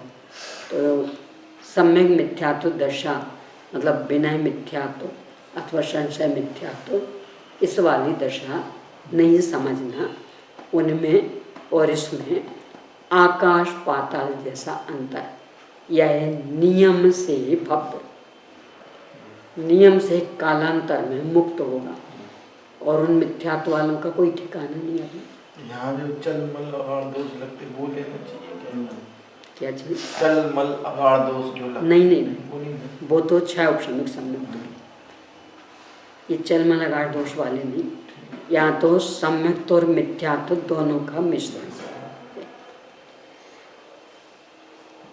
शंका, यानी सबसे पहली शंका इन प्रकरणों में शिष्य यही उठा रहा कि ये दशा बन ही नहीं सकती, यानी उसकी सत्ता पर ही उठा रखा था। साधारण सम्यक दृष्टि में भी कहा था ये दशा बन ही नहीं सकती, यानी इसकी सत्ता ही संभव नहीं। यहाँ भी इसी तरह का प्रश्न। एक जीव में एक साथ सम्यक और मिथ्या रूप दृष्टि संभव नहीं है, क्योंकि इन दोनों दृष्टियों का एक जीव में एक साथ रहने में विरोध आता, यानी सही मान्यता भी और गलत मान्यता भी दोनों एक साथ कैसे हो सकती। यदि कहा जावे कि ये दोनों दृष्टियां क्रम से एक जीव में रहती हैं, तो उनका सम्यक दृष्टि और मिथ्या दृष्टि नाम के स्वतंत्र गुणस्थानों में यह अंतर्भाव मानना चाहिए। यदि क्रम से रहे तो, यानी क्रमशः सम्यक दृष्टि मिथ्या दृष्टि, तो जिस समय सम्यक दृष्टि हो उस समय आप चौथे आदि में रख दीजिए, जिस समय मिथ्या दृष्टि हो उस समय आप पहले में रख दीजिए। ये मिश्र वाली दशा नहीं बन सकेगी। इसलिए सम्यक मिथ्या दृष्टि नाम का तीसरा गुणस्थान नहीं बनता है, यानी उसके सत पर ही प्रश्न चिन्ह, उसके अस्तित्व को लेकर के ही समस्या समाधान।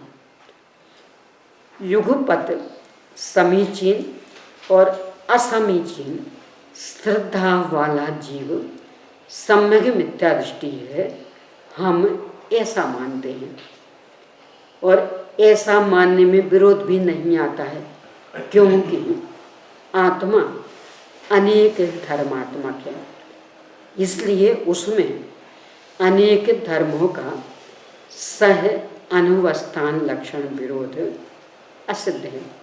अर्थात एक साथ अनेक धर्मों के रहने में कोई बाधा नहीं आती। यदि कहा जाए कि आत्मा अनेक धर्मात्मक है, यह बात ही असिद्ध है, सो भी कहना ठीक नहीं है, क्योंकि अनेकांत के बिना उसके अर्थ क्रियाकारीपना नहीं बन सकता है। प्रश्न किया था, इस नाम का स्वतंत्र गुणस्थान नहीं बन सकता, क्योंकि समीचीन और असमीचीन दो दशाएं एक साथ नहीं हो सकती, और यदि क्रमशः कहते हो तो असमीचीन वाले को पहले में गिनना और समीचीन वाले को चौथे आदि में गिनना, ये तीसरे नंबर का स्वतंत्र कुछ नहीं बनेगा। समाधान ये दिया, हम क्रम से नहीं मानते हैं, युगपत मानते, और युगपत ऐसा बनना असंभव नहीं है। क्यों नहीं? क्योंकि आत्मा अनेक धर्मात्मक है। परस्पर विरुद्ध जैसे प्रतीत होने वाले अनंत अनंत धर्म युगल एक साथ रह रहे हैं, तो ये भी रह लेगा। परस्पर विरुद्ध जैसा प्रतीत हो रहा, वास्तव में परस्पर विरोधी है थोड़े, प्रतीत हो रहा एक साथ रह सकते। कोई कहे कि नहीं रह सकते, तो फिर समाधान ये दिया कि यदि आप कहते नहीं रह सकते तो इसका मतलब आत्मा को अनेक धर्मात्मक आप नहीं मान सकते, तब फिर अर्थ क्रियाकारीपना नहीं बनेगा। क्या मतलब? जैसे नित्य और अनित्य, यानी स्थायी और परिणमनशीलता, परस्पर विरोधी धर्म, ये दोनों एक साथ रहते कि नहीं रहते? यदि कहो नहीं रह सकते तो आचार्य श्री यहाँ कह रहे कि फिर उसमें अर्थ क्रियाकारीपना नहीं बनेगा। अर्थ प्रयोजनभूत, क्रिया काम, कार्य करना, पना उसका भाव, यानी कुछ भी काम वह नहीं कर सकेगा यदि वस्तु नित्य नहीं हो। तो आप किसके सहारे कोई भी योजना करेंगे? आप यहाँ से भी उठेंगे ना कक्षा के बाद, कहाँ जाएंगे? अपने कमरे में। तो अपने कमरे में जाएंगे, आपको याद है कौन सा कमरा, कैसे याद? इसका मतलब नित्य ही है। यदि नित्य नहीं होते तो हमें याद ही नहीं होता, और वो कमरा भी नहीं टिकता। पर चूंकि हम उठ के अपने कमरे में जाएंगे, इसका मतलब हम भी नित्य और कमरा भी नित्य, तो नित्यता सिद्ध हो गई। अब दूसरा, उठ के जाएंगे ना तो सर्वथा नित्य नहीं ना, मतलब परिणमनशील, क्योंकि परिणमनशील नहीं होते तो बैठे से उठना कैसे संभव होता? उठने के बाद चलना कैसे संभव होता? आगे कदम बढ़ाना कैसे संभव होता? पर हम बराबर बैठे से उठते हैं, उठ करके चलते हैं, कदम बढ़ाते, इसका मतलब परिणमनशीलता भी है।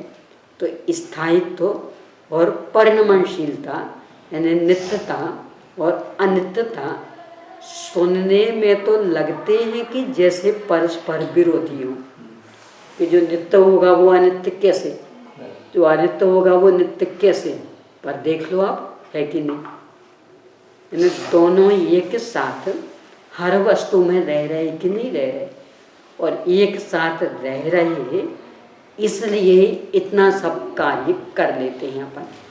और नहीं रह रहे होते तो अकेले नित्य होते तो भी कुछ काम संभव नहीं था, वो अकेले अनित्य होते तो किस आधार से काम होता? यानी कोई आधार ही नहीं, आधार तो स्थायी होता, कोई स्थायी चीज ही नहीं, तो परिणमन किस में होगा? और परिणमन हो रहा तो इसका मतलब कोई ना कोई आधारभूत पदार्थ। तो अनेक धर्मात्मक अनंत धर्मात्मक वस्तु ही प्रयोजनभूत क्रिया करने में समर्थ जीव निरंतर प्रयोजनभूत क्रिया कर रहा, इसका मतलब उसमें परस्पर विरोधी जैसे प्रतीत होने वाले धर्मयुगल एक साथ रह रहे, इसमें कोई समस्या नहीं है। अब इस पर से फिर प्रश्न, जिन धर्मों का एक आत्मा में एक साथ रहने में विरोध नहीं है वे रहें, परंतु संपूर्ण धर्म तो एक साथ एक आत्मा में रह नहीं सकते। यानी नित्यता अनित्यता एक साथ रहे चल जाएगा, एक अनेक एक साथ रहे चल जाएगा, पर जड़ चेतन, चेतन अचेतन, ये तो परस्पर विरोधी है ना, ये नहीं रह सकते। ऐसा ही शिष्य कह रहा कि और कुछ रहे तो चल जाएगा, पर सम्यक्त भी और मिथ्यात्व भी दोनों ही एक साथ ये नहीं रह सकते। समाधान, कौन ऐसा कहता है कि परस्पर विरोधी और अविरोधी समस्त धर्मों का एक साथ एक आत्मा में रहना संभव? यानी ये तो हम भी कह रहे कि जो परस्पर विरोधी हैं वे एक साथ नहीं रह सकते, पर जो अविरोधी हैं वे एक साथ रह सकते। नित्यता अनित्यता अविरोधी है, एक तत्पना अनेकपना अविरोधी है, तत्पना अतत्पना अविरोधी, और चेतन अचेतनपना आचार्य कहेंगे वो भी अविरोधी है, विरोधी नहीं। ज्ञान और दर्शन ये है चेतन, और बाकी में जानने देखने की क्षमता तो वे तो अचेतन, तो कहाँ अविरोधी। ने ज्ञान दर्शन के साथ ही सुख वीर्य आदि अनंत गुण रह रहे कि नहीं रह रहे, और चेतनता किन में होती? मात्र ज्ञान दर्शन, सुख वीर्य में तो नहीं है, वे तो अचेतन, तो चेतनता अचेतनता एक साथ रह रही। आचार्य अकलंक स्वामी ने स्वरूप संबोधन पंचविंशतिका नाम का एक ग्रंथ लिखा, कुछ 26 श्लोक हैं। एक मंगलाचरण का तो उसको निर्गुण कर दिया, विषय प्रतिपादक 25, तो पंचविंशतिका इन्हें दिया। स्वरूप संबोधन आध्यात्म ग्रंथ है, न्यायपरक। तो उसके मंगलाचरण में ही इस बात से शुरुआत की, मुक्ता मुक्तैक रूपो या चेतना चेतनात्मको। सिद्ध भगवान मुक्त हैं कि अमुक्त?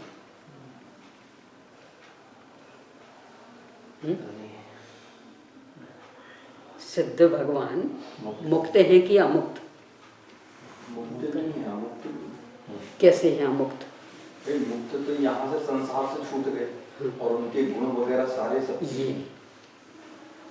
ये द्रव्य कर्म भाव कर्म नो कर्म से पूर्ण तैयार रहित हो गए, इसलिए तो मुक्त हैं। और उनके अपने अनंत अनंत गुण, उनके अपने अनंत अनंत पर्याय, उनके अपने असंख्यात प्रदेश, उनका अपना अनंत वैभव, वो तो वहाँ है ना, उससे थोड़ी छूटे, तो कहाँ मुक्त है? अमुक्त है। अब ऐसे ही फिर कहा चेतना चेतनात्मको, कि ज्ञान दर्शन अपेक्षा तो चेतन, और बाकी में तो चेतनता नहीं है, तो अचेतन। तो ये भी परस्पर विरोधी नहीं है। यानी जिस आत्मा में ज्ञान दर्शन रह रहे, उसी आत्मा में सुख वीर्य आदि अनंत अनंत गुण रह रहे, और ज्ञान दर्शन चेतनात्मक और सुख वीर्य आदि अचेतनात्मक। अच्छा, मूर्ति का मूर्ति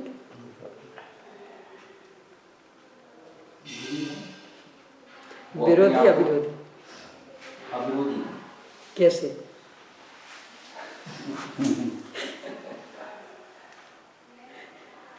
वर्णादि वाला आकार तो नहीं है, इसलिए तो अमूर्त है।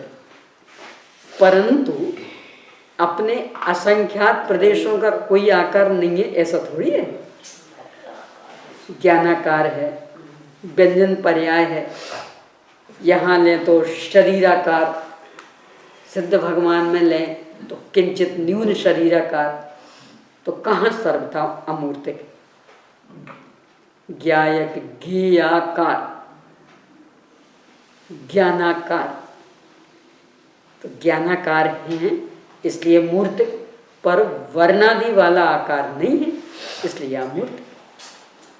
तो ये उत्तर यहाँ दे रहे हैं।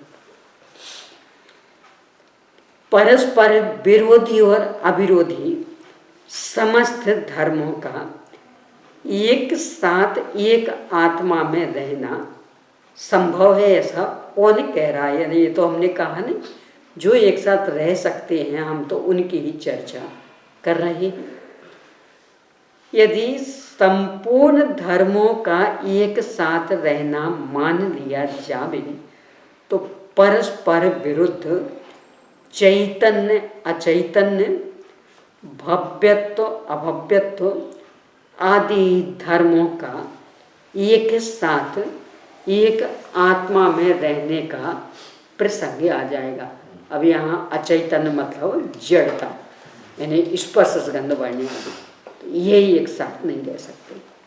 भव्याभव्य सम्यक तो प्राप्ति की योग्यता और अयोग्यता ये एक साथ नहीं रह सकते। इसलिए परस्पर विरोधी संपूर्ण धर्म एक आत्मा में रहते हैं। अनेकांत का यह अर्थ नहीं समझना चाहिए। तो क्या समझना चाहिए? किंतु अनेकांत का यह अर्थ समझना चाहिए कि जिन धर्मों का जिस आत्मा में अत्यंत अभाव नहीं है, वे धर्म उस आत्मा में किसी काल और किसी क्षेत्र की अपेक्षा युगपत भी पाए जा सकते हैं, ऐसा हम मानते हैं। यानी नित्यता, अनित्यता, एक, अनेक, तत्, अतत्, सत, असत, ये एक साथ रह सकते हैं, ये हम मान रहे हैं। इस प्रकार जबकि समीचीन और असमीचीन रूप इन दोनों श्रद्धाओं का क्रम से एक आत्मा में रहना संभव है, तो कदाचित किसी आत्मा में एक साथ भी उन दोनों का रहना बन सकता है। यह सब कथन काल्पनिक नहीं है, क्योंकि पूर्व स्वीकृत अन्य देवता के अपरित्याग के साथ साथ अरिहंत भी देव है, ऐसा अभिप्राय वाला पुरुष पाया जाता। यानी दोनों एक साथ रह सकते। कोई शत्रु और मित्र, कोई एक व्यक्ति एक साथ शत्रु और मित्र हो सकता। किसी एक की अपेक्षा शत्रु और एक की अपेक्षा मित्र, तो वो शत्रु मित्र दोनों एक साथ। ऐसे ही यहाँ कि किसी अपेक्षा मिथ्यात्व, किसी अपेक्षा सम्यक्त्व, तो दोनों एक साथ। यानी पहले अन्य देवी देवताओं को मानता था, वो मान्यता भी नहीं छूटी और अनंत आदि को मानने लगा, ये मान्यता भी चल रही है। तो इस तरह दोनों एक साथ। अब भाव, 5 प्रकार के भावों में से तीसरे गुण स्थान में कौन सा भाव है? समाधान, तीसरे गुण स्थान में क्षयोपशमिक भाव। अब इस पर पूरी चर्चा चलेगी। क्यों? पहले अपन ने देखा था सम्यक मिथ्यात्व रूप जो दर्शन मोहिनी की एक प्रकृति, उसके उदय में ये तीसरा गुण स्थान बन रहा है। तो फिर इससे अवधिक भाव कहना चाहिए। यानी मिथ्यात्व के उदय में पहला, अनंतानुबंधी के उदय में दूसरा, और सम्यक मिथ्यात्व के उदय में तीसरा। तो अवधिक भाव कहना चाहिए। और यहाँ कह रहे हैं क्षयोपशमिक। तो क्यों कह रहे? बहुत सुंदर मीमांसा है, अपन ये पूरा देखते हैं, फिर इसके ऊपर और चर्चा करेंगे। मिथ्या दृष्टि गुण स्थान से सम्यक मिथ्यात्व गुण स्थान को प्राप्त होने वाले जीव के क्षयोपशमिक भाव कैसे संभव? यानी मिथ्या दृष्टि गुण स्थान में मिथ्यात्व का उदय था, फिर उसके सम्यक मिथ्यात्व का उदय आया, तो वो तीसरे में पहुंच गया। तो क्षयोपशमिक भाव कैसे हुआ? अवधिक हुआ।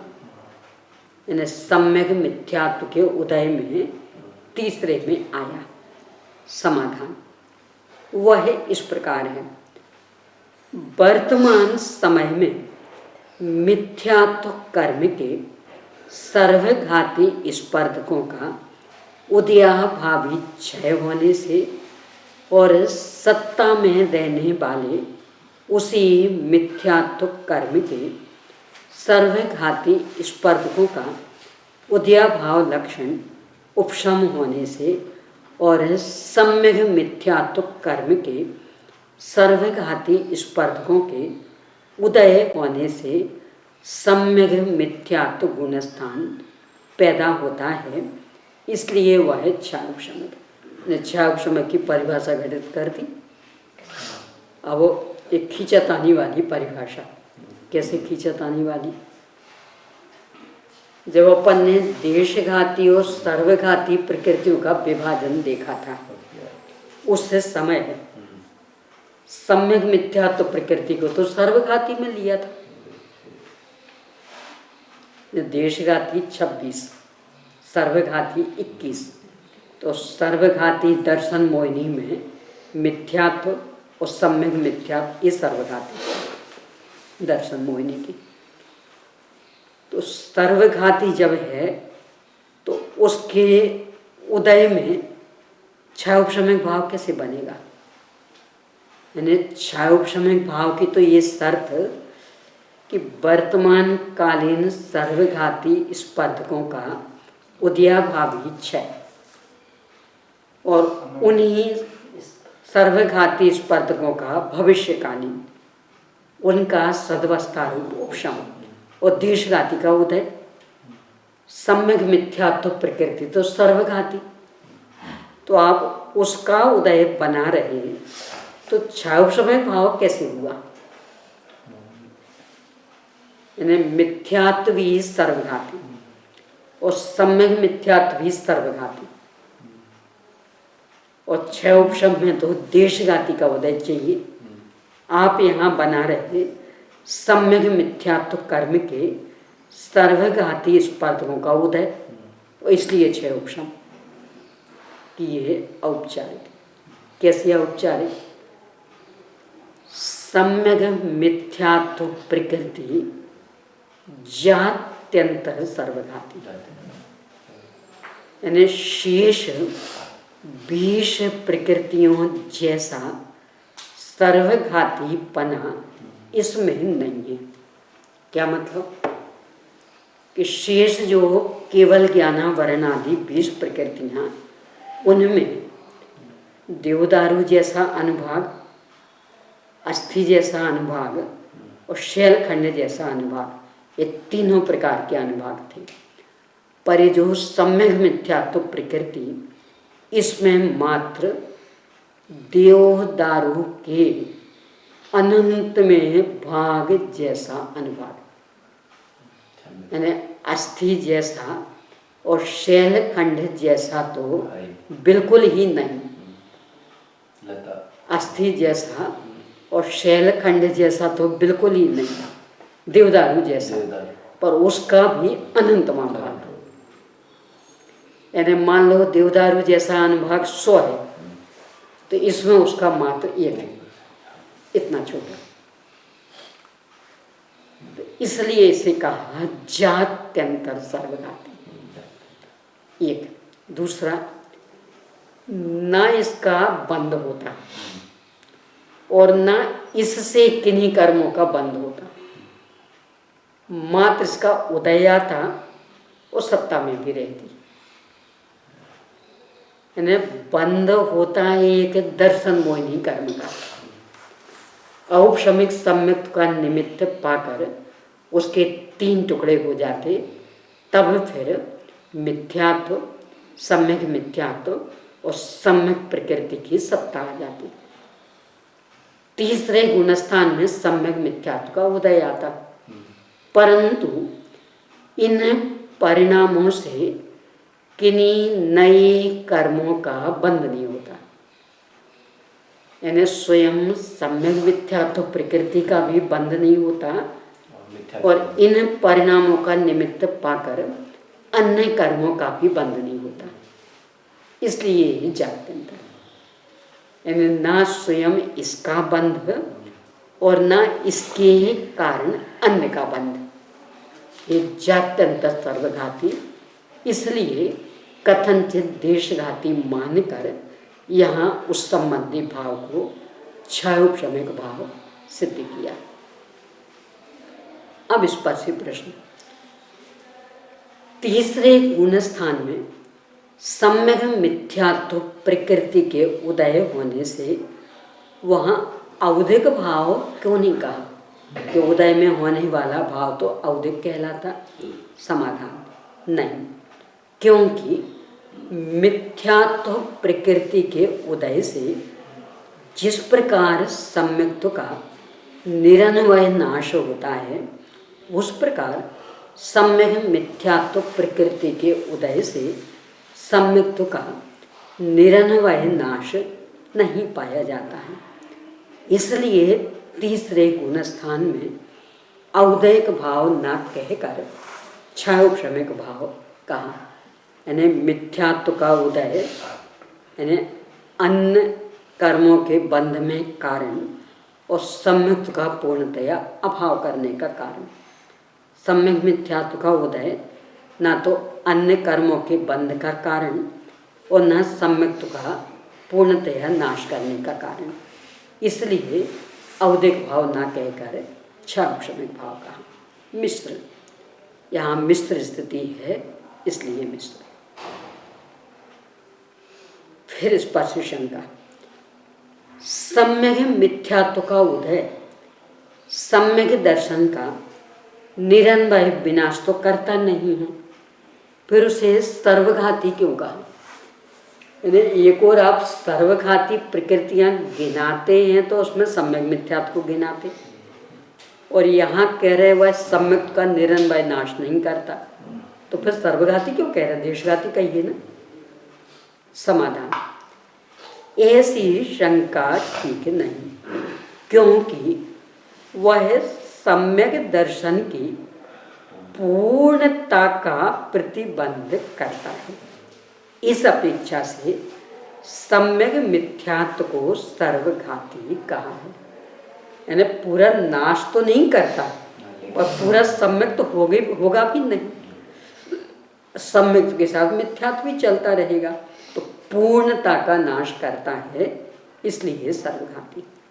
शंका, जिस तरह मिथ्यात्व के क्षयोपशम से सम्यक मिथ्यात्व गुणस्थान की उत्पत्ति बतलाई है, उसी प्रकार वह अनंतानुबंधी कर्म के सर्वघाती स्पर्धकों के क्षयोपशम से होता है, ऐसा क्यों नहीं कहा?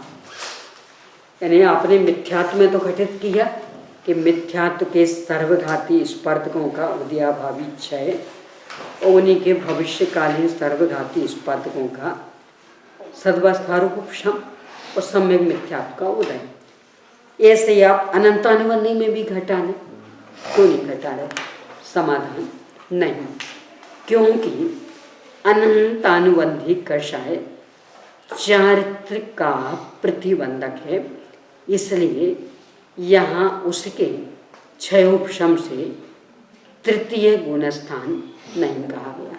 ये मात्र चारित्र के घातने में ही समर्थ होता है। दूसरा इसका ये भी कारण कि मिथ्यात्व, सम्यक मिथ्यात्व और सम्यक प्रकृति, ये तीनों दर्शन मोहिनी के ही भेद है। मूल प्रकृति एक, उसके ये तीन टुकड़े, अनंतानुबंधी तो एकदम अलग, चारित्र मोहिनी की प्रकृति, वो दर्शन मोहिनी की तो है नहीं, तो उस पर क्षयोपशम कैसे घटित होगा? जो अनंतानुबंधी कर्म के क्षयोपशम से तीसरे गुणस्थान की उत्पत्ति मानते हैं, उनके मध्य से सासाधन गुणस्थान को औदयिक मानना पड़ेगा, पर ऐसा नहीं है, क्योंकि दूसरे गुणस्थान को औदयिक नहीं माना गया है। यानी आचार्य श्री वीरसेन स्वामी के सामने कोई ऐसी मान्यता भी चलती होगी कि तीसरे गुणस्थान को अनंतानुबंधी कर्म के क्षयोपशम से उत्पन्न होना मानना। उसका निषेध करते हुए कहा कि यदि ऐसा मानेंगे तो फिर सासाधन गुणस्थान को औदयिक मानना पड़ेगा, पारिणामिक नहीं कह सकेंगे। पहले पारिणामिक सिद्ध किया था दूसरे गुणस्थान को, औदयिक का निषेध किया था। क्यों? तर्क यही दिया था कि पहले से चौथे गुणस्थान तक दर्शन मोहिनी की मुख्यता से देखना है। यानी इन चार गुणस्थानों में कर्म मतलब दर्शन मोहिनी, बाकी कर्म अभी हम गिन ही नहीं रहे। यदि आप अनंतानुबंधी के कारण तीसरा बनाओगे तो दूसरा तो सीधा अनंतान बनने के कारण बन ही रहा था, तो फिर उसे भी अवधिक कहना पड़ेगा, और जो कि उचित नहीं है।